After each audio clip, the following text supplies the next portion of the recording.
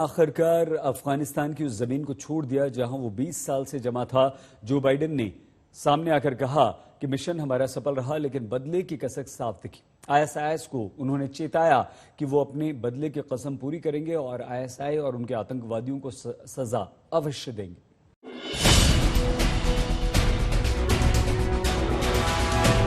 When I was running for president, I made a commitment to the American people that I would end this war. We no longer had a clear purpose in an open-ended mission in Afghanistan.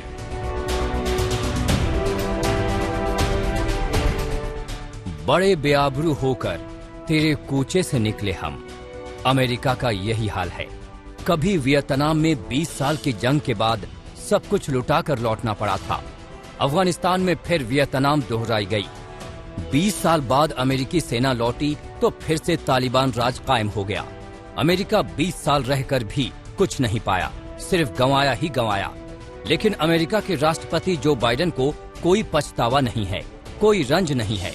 अमेरिकी सेना के आखिरी विमान लौटने के बाद Biden ने ताल ठोंक कर कहा कि जो किया सही किया और ये काम काफी पहले हो जाना चाहिए था। The war in Afghanistan is now over. I'm the fourth president who has faced the issue of whether and when to end this war. When I was running for president, I made a commitment to the American people that I would end this war. Today, I've honored that commitment. We no longer had a clear purpose in an open-ended mission in Afghanistan. After 20 years of war in Afghanistan, I refuse to send another generation of America's sons and daughters to fight a war that should have ended long ago.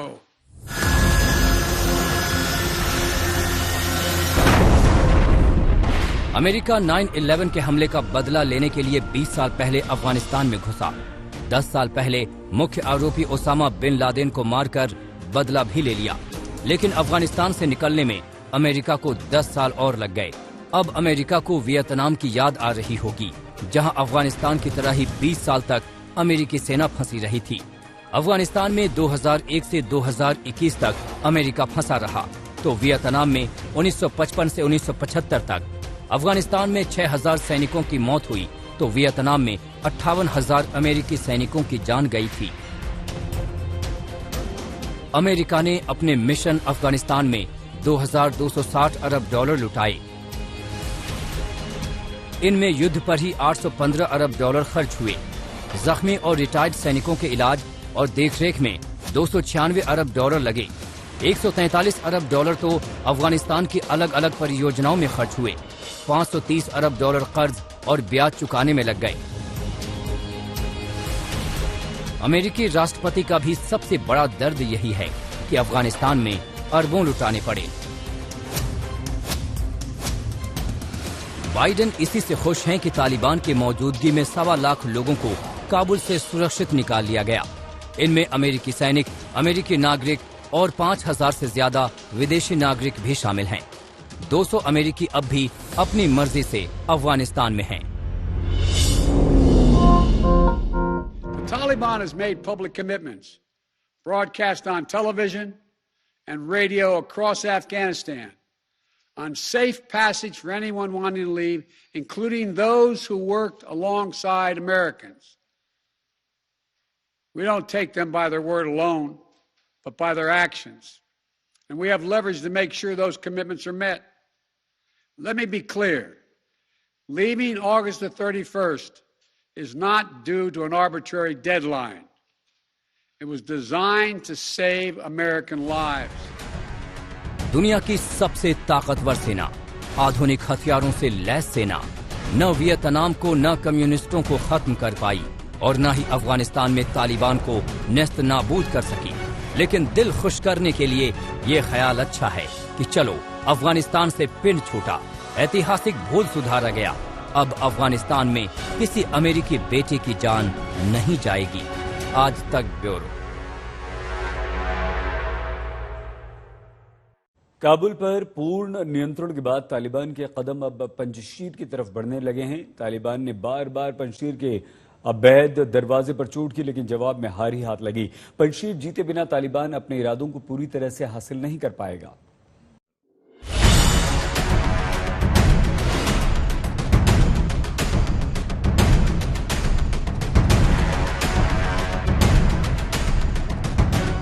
तालिबानियों का कारवां चल पड़ा है।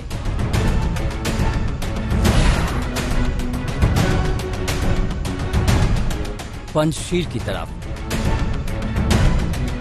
काबुल पर पूर्ण नियंत्रण के बाद अब पंजशीर ही अफगानिस्तान का एकमात्र मोर्चा है जहां तालिबान की एंट्री नहीं हुई है।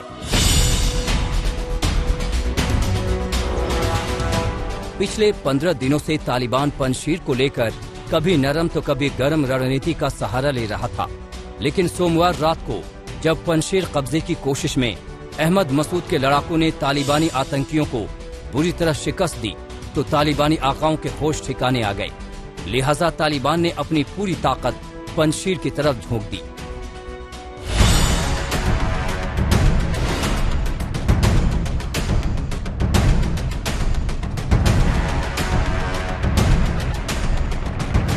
खबर है कि पंजशीर के खवाक में नॉर्दर्न अलायंस के लड़ाकों और तालिबान के बीच भीषण गोलीबारी हुई।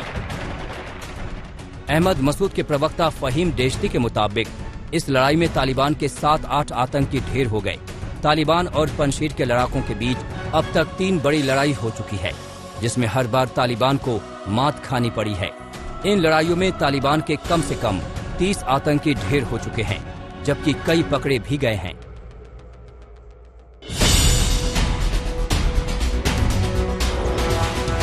आमने सामने की लड़ाई में मात खाने के बाद तालिबान ने पंजशीर को घेरने की नई साजिश रची है।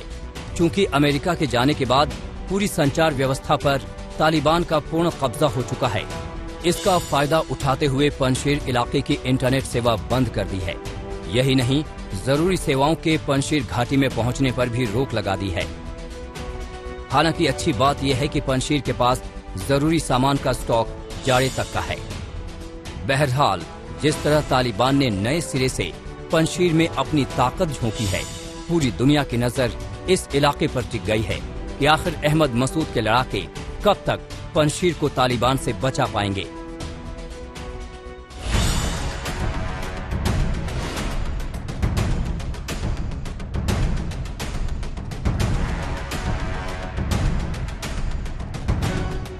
पांच शेरों की घाटी के नाम से मशहूर ये पंजशीर अफगानिस्तान का अकेला इलाका है जहां कभी कोई बाहरी ताकत अपनी सत्ता स्थापित नहीं कर पाए।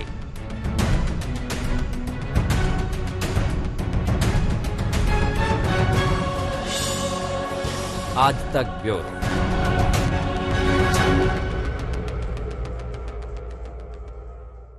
यह है दिल्ली मेरी जान। जरा सी बारिश नहीं हुई कि हर जगह पानी ही पानी। ऐसा लग रहा है कि दिल्ली में रहना है तो डूब के जाना होगा। हमारे देश की राजधानी दिल्ली आज फिर कुछ ही घंटों की बारिश में दरिया बन गई। सड़कों पर पानी भर गया।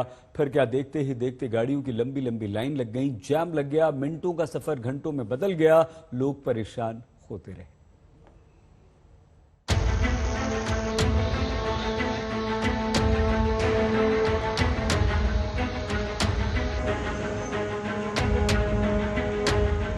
मुंबई की तरह दिल्ली में समंदर तो नहीं, लेकिन आज मूसलाधार बारिश ने समंदर की कमी पूरी कर दी। दिल्ली की सड़कें ही समंदर बन गईं। ये तस्वीरें दिल्ली वालों के लिए दुर्लभ होती हैं। बारिश के मजे वाली इस सजा पर अब तक मुंबई वालों का विशेषाधिकार था, लेकिन आज दिल्ली में वो रिकॉर्ड टूट गया। दिल्ली का पॉश इलाका है वसंत कुंज, बड़े लोगों का डेरा है यहाँ, लेकिन बारिश ने बड़े छोटे का कोई भेद नहीं किया। तस्वीरें देखिए, लगता है आसमान से बादल फटा हो। बसंत कुंज की चमचमाती सड़कें पानी से भर गईं। फर्राटे भरने वाली महंगी कारों के पहिए थमने लगे। सड़कें समंदर बन गईं। कई 100 मीटर तक सड़कों पर पानी भरा हुआ है और ये दिल्ली का वो इलाका है जो सबसे ज्यादा पॉश माना जाता है। वसंत कुंज का इलाका है और यहाँ पर भी सड़कों की जो स्थिति है वो आप देख सकते हैं। गाड़ियां एक साइड में चल रही हैं क्योंकि पूरी सड़क लबालब है। एक तरीके से ऐसा लग रहा है कि सड़क पर बाढ़ आई हुई है। कहीं पर भी ऐसा कोई स्थान नहीं है जहां पर पानी नहीं दिखाई पड़ रहा हो। तो ये है स्थिति इस समय दिल्ली की। चारों ओर बारिश ने बुरा हाल कर रखा है, ट्रैफिक की परेशानी है, जल भराव की परेशानी है और साथ ही साथ बारिश ने वो तमाम रिकॉर्ड तोड़ दिए हैं जो सितंबर महीने में 2009 के बाद बने थे। वसंत कुंज के इस अंडरपास का हाल देखिए। मुंबई का मिलन सबवे शर्मा जाए। पानी से सबवे लबालब है। लोगों को ढोने वाली कारें आज अपने मुसाफिरों का इम्तिहान ले रही हैं। बारिश सबसे ज्यादा इम्तिहान बाइक सवारों की लेती है। अंडरपास में घुसना इस बाइक सवार के लिए मुसीबत साबित हुआ। ये दरियाए दिल्ली है। जी हाँ, अगर यहाँ आपको एक पार से दूसरे पार होना है तो शायद तैर कर ही जाना होगा, चाहे आप गाड़ी में हो, बाइक पर हो, पैदल हो, हर जगह यही हालत है। और ये है एरो सिटी को दक्षिणी दिल्ली से जोड़ने वाले अंडरपास की हालत। देखिए कि किस तरीके से यहाँ सड़क बन गई है, पूरी तरह से दरिया, नदी। एक पार से दूसरे पार होना इतना मुश्किल है कि दूसरी तरफ की तस्वीर हम आपको दिखाएं कि कारों का जमावड़ा दूसरी तरफ लग गया है। अब वसंत कुंज के पौष मोहल्ले का मंजर देखिए। सड़कों पर लबालब भरा पानी घरों के दरवाजों को चूमने लगा है। कुछ घरों में तो बाकायदा पानी की एंट्री हो भी चुकी है। वसंत कुंज के पड़ोसी मुनिरका का हाल देखिए। फ्लाईओवर के नीचे मानो दरिया बह रहा हो। यहाँ पानी निकालने के इंतजाम की पूरी तरह पोल खुल चुकी है। धौला कुआं का हाल देख लीजिए। फ्लाईओवर के नीचे एक कार पानी में आधा डूब गई। जो लोग कार पर सवार थे उनके लिए बारिश मुसीबत की तरह बरसी है। बड़ी मशक्कत से किसी तरह कार को पानी से निकाला जा सका। इस तस्वीर से ऐसा लगता है मानो पानी ने एक तरह से यहाँ पर लक्ष्मण रेखा खींच दी हो। दोनों तरफ लोग ठिठक कर खड़े हैं। बीच में दो कार फंसी हुई है। दिल्ली में कल भी मूसलाधार बारिश हुई थी, लेकिन आज जैसी बारिश नहीं। आज तो रात 2 बजे से ही बारिश हो रही है। ये लोधी रोड की सड़कों का हाल है। दिल्ली के जखीरा अंडरपास का हाल भी देख लीजिए। इतनी बारिश की पूरा अंडरपास पानी से भर गया।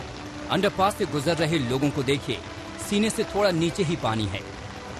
हालत ये हो गई कि इस रास्ते से ट्रैफिक को डाइवर्ट करना पड़ा। दिल्ली के ज्यादातर इलाकों में आज बारिश से बुरा हाल रहा। सड़कें डूब गईं, गाड़ियां फंस गईं, लोग अटक गए, ट्रैफिक जाम लग गया। दिल्ली वाले बारिश में त्राहिमाम करने लगे। जब भी बाढ़ की तस्वीरें आती हैं हमें याद आता है पूर्वी उत्तर प्रदेश, बिहार या फिर असम में, लेकिन ये राजधानी दिल्ली है। सड़कों पर 1.5 से 2 फीट का पानी है और इंद्रप्रस्थ का ये नेशनल हाईवे, जिस मिंटो ब्रिज की तस्वीरें हम दिखा रहे थे, वहां से 2 किलोमीटर का भी ये इलाका नहीं है। और सबसे ज्यादा ट्रैफिक यहाँ से गुजरता है वो दिल्ली से होते हुए फिर उसके बाद नोएडा और गाजियाबाद की ओर जाता है। लेकिन अभी यहाँ पर एम्बुलेंस गुजरनी पड़ी है। छोटी छोटी गाड़ियां हैं जो दरअसल इस पानी के इस जमाव में फंसी हैं, उनको धक्का देके निकालना पड़ा है। ट्रैफिक सड़क के दोनों तरफ पूरी तरह से अस्त व्यस्त है। मैं जहां पर हूं यहाँ पर दरअसल बड़े बड़े बूस्टर पंप लगाए गए हैं ताकि पानी को यहाँ से निकाला जा सके। पीडब्ल्यूडी के कुछ कर्मचारी यहाँ दिखाई पड़ रहे हैं।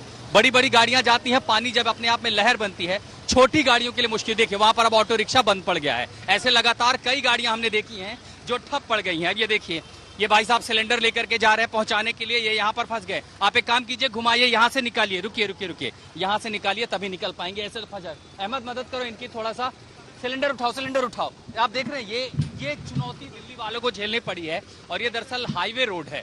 अब यहाँ पर दिक्कतें ऐसी है कि अगर छोटी गाड़ी है तो फंस जाएगी, साइकिल वाले हैं, महिलाएं कई बार अगर अकेले जा रही हैं तो उनके लिए चुनौती है कि आखिर मदद कैसे हो।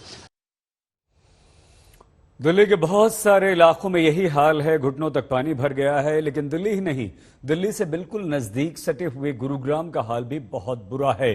बारिश ने इस स्मार्ट सिटी गुरुग्राम की स्मार्टनेस को छीन लिया है। सड़कों पर पानी का ढेर है, ट्रैफिक जैम बेशुमार है, गाड़ियां फंस गई हैं, लोग पानी में घिरे हुए हैं, त्राहिमाम है।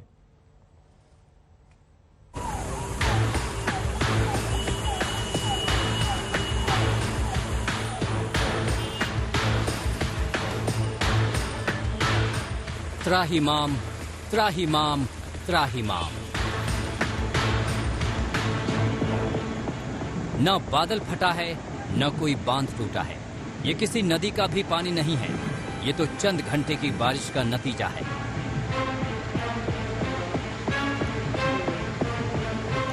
ये दिल्ली से सटे हरियाणा का गुरुग्राम है। देश में साइबर सिटी और स्मार्ट सिटी नाम से मशहूर, लेकिन इस तस्वीर ने गुरुग्राम की स्मार्टनेस पर ग्रहण लगा दिया है। मेहनत से रोजी रोटी कमाने वाले इस कैब वाले का क्या कसूर था? यही ना कि बारिश। आइए सीधे लिए चलते हैं, प्रेस कॉन्फ्रेंस कर रहे हैं राहुल गांधी। तकरीबन इकोनॉमी के हर भाग में कहीं ना कहीं इनपुट होता है इसका। तो जब डीजल और पेट्रोल के दाम बढ़ते हैं, एक तो डायरेक्ट चोट लगती है और एक इनडायरेक्ट चोट लगती है। डायरेक्ट चोट लगती है जो गाड़ी में, स्कूटर में, ट्रक में डीजल पेट्रोल डालता है, उसको डायरेक्ट जेब में चोट लगती है। और इनडायरेक्ट जो लगती है, जब डीजल का, पेट्रोल का दाम बढ़ता है तो ट्रांसपोर्ट कॉस्ट बढ़ती हैं। ट्रांसपोर्ट कॉस्ट बढ़ती हैं तो सब चीज के दाम बढ़ते हैं। और पिछले 7 साल से हमने एक नया आर्थिक पैराडाइम देखा है। एक तरफ डीमोनेटाइजेशन, दूसरी तरफ मोनेटाइजेशन। ये एक तरफ डीमोनेटाइजेशन, दूसरी तरफ मोनेटाइजेशन। और फाइनेंस मिनिस्टर ने कहा, मोदी जी ने पहले कहा था मैं डीमोनेटाइजेशन कर रहा हूं, और फाइनेंस मिनिस्टर कहती रहती है मैं मोनेटाइजेशन कर रहा हूं। तो जनता ये पूछ रही है कि मोनेटाइजेशन किसका, डीमोनेटाइजेशन किसका? क्योंकि मोनेटाइजेशन हो रहा है तो किसी का तो हो रहा होगा, और डीमोनेटाइजेशन हो रहा है तो किसी का हो रहा होगा। तो मैंने ये आपके लिए, मोदी जी के लिए बहुत अच्छी तरह लिखा है। देखिए, डीमोनेटाइजेशन किसका हो रहा है?